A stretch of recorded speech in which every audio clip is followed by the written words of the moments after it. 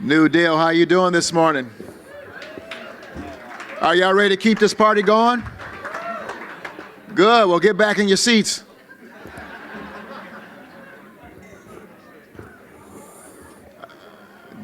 Give the panel another round of applause. What a treat that was. See our national leaders here. I am Denver Mayor Michael Hancock, a member of New Deal. I became a part of this group. Yeah, you can give me a round. I'll take it. What? I am a proud New Dealer, and I am proud to be here with you all this morning to be a part of this coming together. I remember almost 12 years ago being in this room and meeting some of my fellow New Dealers for the first time. Many of us, I had just been elected mayor, but many were members of city council and county commissioners. Today, many of my classmates are governors and mayors and members of Congress. And so I have one thing to say to you I hope you will take to heart while you're in this room before I bring up our next phenomenal speaker. And that is, if you leave this gathering without meeting and connecting with someone you did not know, and I mean not just superficially, hey, what's up? My name is Michael, so-and-so. But I'm talking about exchanging information, committing to stay in touch, be supportive of each other, then shame on you. You won't have an opportunity that rivals this one. So, be a New Dealer and deal this room. Deal? It is now really my pleasure to bring up a real dear personal friend, but also a national leader. He has been a state legislator. He has been the lieutenant governor of his state of Louisiana. He has been the mayor, a two-term mayor. And he now serves as the senior advisor to the United States President. His job, which is not easy, is to marshal, and I see his sister in the room. I saw her earlier. Just say hi, Senator. Good to see you. Senator Mitch Landrieu, y'all give her a round of applause. Former U.S. Senator, so good to see her. This is a family affair, and you'll find his family goes deep in U.S. history in terms of our politics. Their father was a secretary of the U.S. Department of Housing and Urban Development. But this guy is a friend to so many of us around the nation, not because of what he does today, but because he was also the president of the U.S. Conference of Mayors during his time as mayor of the city of New Orleans. Today, he serves as senior advisor to the President of the United States, helping to implement the Infrastructure and Jobs Act around the nation. Unprecedented act that is going to transform America like we have not seen since the mid-20th century. His job is to marshal all of us, to make sure we're doing right and that the money is spent on time and spent on budget around the nation. That's not easy, dealing with 50 governors and thousands of mayors who are all fighting, scratching for the resources. He has done it with tremendous leadership and presence. He has done it with great humor. He has done it by being present. When we call, he shows up. When we call, he takes our call as well. That, if you're an elected official, is the secret to success, response. And so with that, I'm going to bring up the great responder of the United States of America right now, the one and only, the Honorable Mitch Landrieu, Senior Advisor to the President of the United States. Is that all right?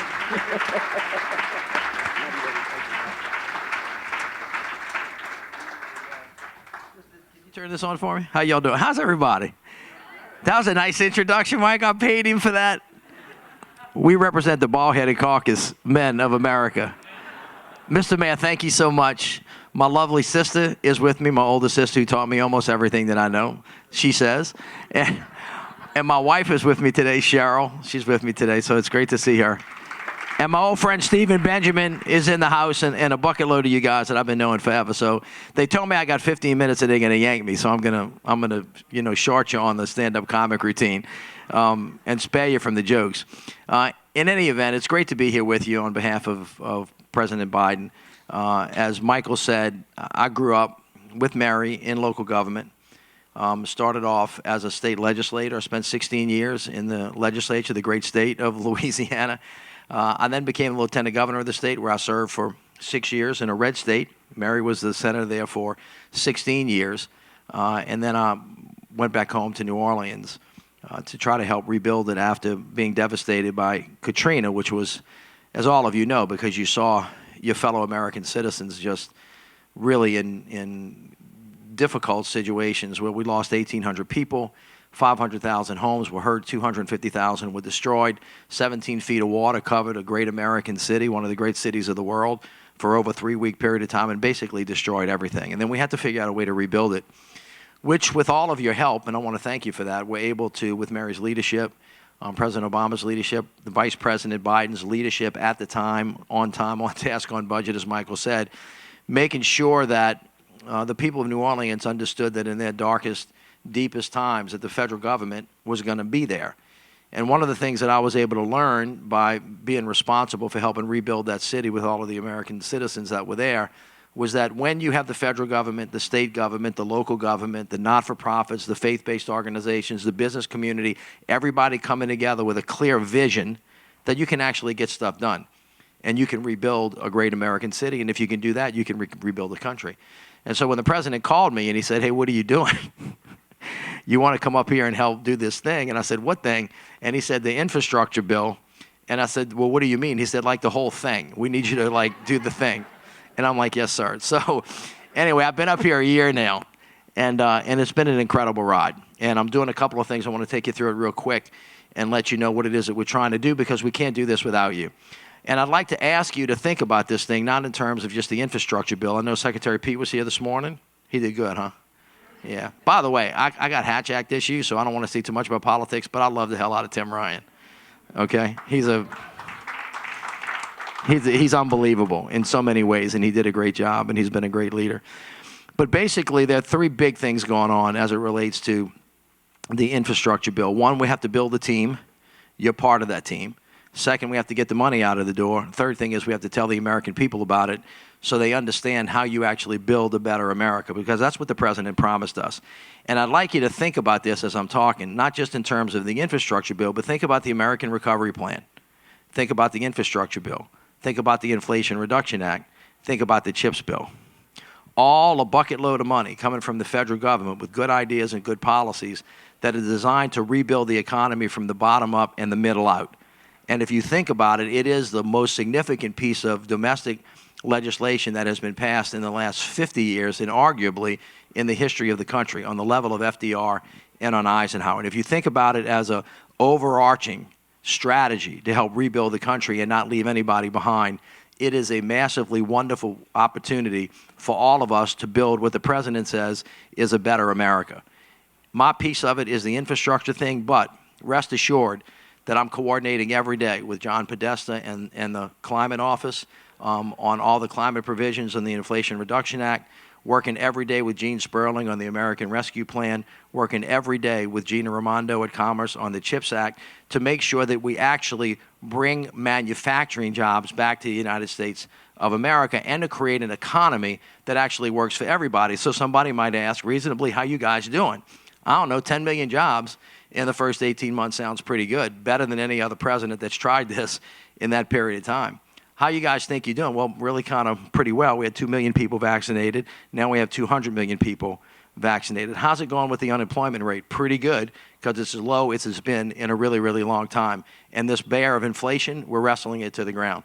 And so the president's vision of how to really kind of maintain the leads that we've had without losing the gains that we have is operating pretty well. And infrastructure is a key part of it. So this is kind of the way it works. $1.2 trillion cut across about 14 different departments to rebuild roads, bridges, airports, ports, waterways, all being run out of the Department of Transportation and Secretary Buttigieg's team, and they're doing a great job. We're also high-speed internet. You've heard the president say this a million times. All of us know this. None of us could operate in the world without access to high-speed internet, but you know what? There are a lot of American citizens that are in that spot. So if you're a little girl and you're sitting on the porch in the hollows of Kentucky, or you're a little boy and you're sitting on the porch in the lower Ninth Ward, or you're in a tribal community in Alaska, you don't have access to the future because you don't have access to knowledge. And knowledge is the great equalizer. The president and the vice president, they want to level the playing field. So they want high-speed internet in everybody's grip in the not-too-distant future. On top of that, clean air, clean water, clean environment being run through EPA, being run through the Department of Interior, being run through the Department of Agriculture to clean up landfills, to clean up Superfund sites, to clean up brownfield sites, and actually to repair all the abandoned mine lands that have been left behind by the industry that was digging coal or orphan gas, oil and gas wells that have been left behind because people did their stuff and they went behind and didn't learn from their mama that you're supposed to clean up what you mess up. Essentially, so now we got to clean it up farm, but we want to do it with the individuals that helped dig them in the first place so that we can provide middle-class jobs for everybody. Cleaning up the Great Lakes, cleaning up the Everglades, cleaning up all the coastal restoration lands that have been lost. All of that is part of this bill. And then finally, the most futuristic part of the bill is creating a whole new clean energy economy. Most of this money is being run out of the Department of Energy. Secretary Granholm is just doing an unbelievable job trying to figure out that in partnership with the funds that are in the infrastructure bill and the funds that are in the Inflation Reduction Act, that we get to a clean energy future sooner rather than later. Now, somebody might ask how this is going. Well, you know what? There's no turning back on this. You see this with the electrification of vehicles. Every major auto manufacturer has now decided that in the not-too-distant future, everybody in here is going to be driving a battery-operated car. But we have to get from here to there. Every one of these companies has made major investments in private sector industrial growth in areas all around the country to build plants that are going to make new automobiles, make plants that are going to put the batteries together, figure out how to get the critical minerals out of the ground into the batteries, and to figure out who's going to get trained to do all of that work. Every one of the states has to put together a plan to lay down EV charging stations, 500,000 of them from the public side. We need about 3 billion of them from the private sector side. All of that stuff is in play. Every one of the governors, by the way, let me just say this, Speaker Pelosi, you got to love her. She said even the people that voted no want the dough. And I'm here to attest for you that that is absolutely 100% true. So in the organizational structure of building a team where we've got the cabinet secretaries together with 16 cabinet meetings where we're all working across, breaking down the silos. I've also talked to all of the governors, and I've asked them to appoint an infrastructure coordinator on behalf of the president, which they've done, so that they're working to coordinate their folks. And, of course, with Mayor Hancock and the rest of the folks, we've gotten all the mayors and the folks that work with the National League of Cities. And we need you involved, too, because this money gets to the ground two ways. One, it goes straight to the states, and the states spend it based on whatever your process is of deciding how the governor is going to spend his or her money. And then the other half of it is competitive money, which is critically important because there's not enough of it for everybody to have everything that they want. 1.2 trillion is a lot of money, but it's not as much as everybody wants. And the folks that win this competition are going to be the ones that are together and that are focused. And so our job is to move that money to the ground. In the last 18 months, we've pushed out $185 billion. We have 7,000 projects that are in germination right now. And the run out of this money is going to be exactly like that for the next 3, 5, 7 years until we get that money out and that the entire community has designed what the vision for a better America is. Let me spend 2 minutes on that, and then I'm going to get out of here because I'm standing between y'all and lunch, and no reasonable politician would do that for a long period of time. So for all of you elected officials, talk fast and sit down quick. So this is what the president thinks about building a better America. When Katrina destroyed New Orleans, we had to really look at ourselves. Everybody wanted to put it back just like it was right away.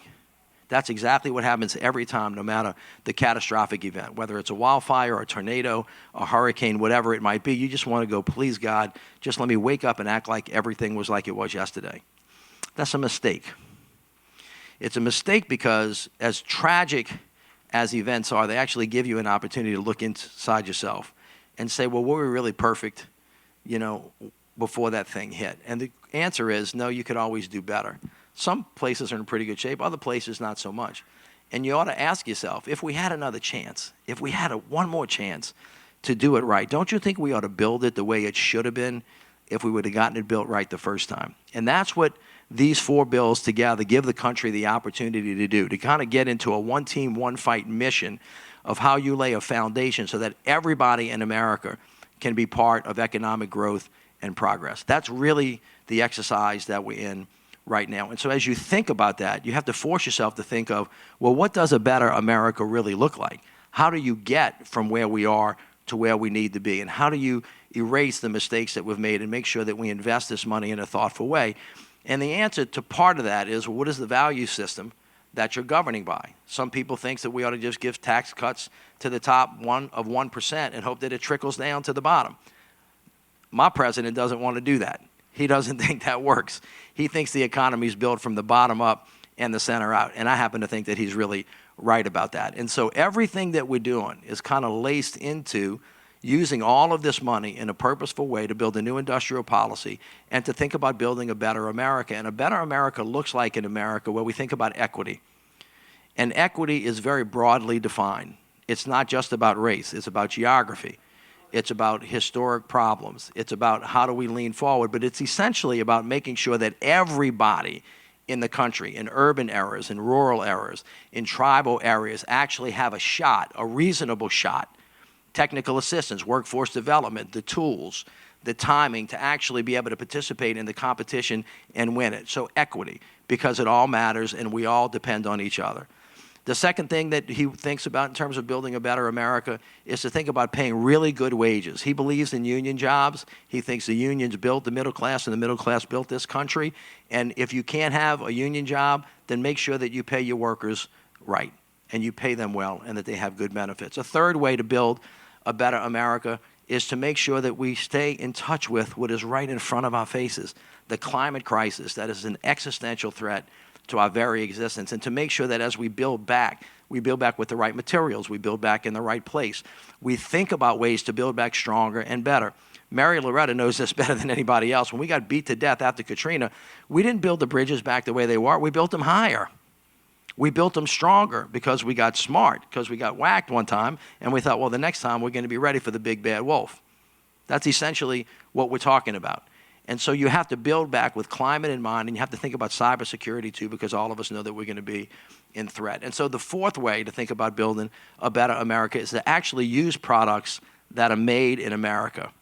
Make sure that we use the wealth that we've generated in this country to actually start building things here and making things here. That's what the CHIPS program is about. It's about what building the automobiles here is about. It's about what using all of the infrastructure dollars is to do. And once those things start spinning around each other, equity, climate, made in America, and really good paying jobs, when you think about building a world with all of those different component parts, you're building a much stronger foundation so that America can actually win the 21st century. That's essentially the exercise that we're doing together. It cannot be done. It cannot be done without those of you in this room to make this happen, because the elbow grease, actually all the hard work is going to happen at the state and local levels. And it's the people in this room that are going to help vision it, help execute it, and help make it happen. And when we do, we'll build a better America together. Thank all of you so much. It's great being with you today. Let's eat.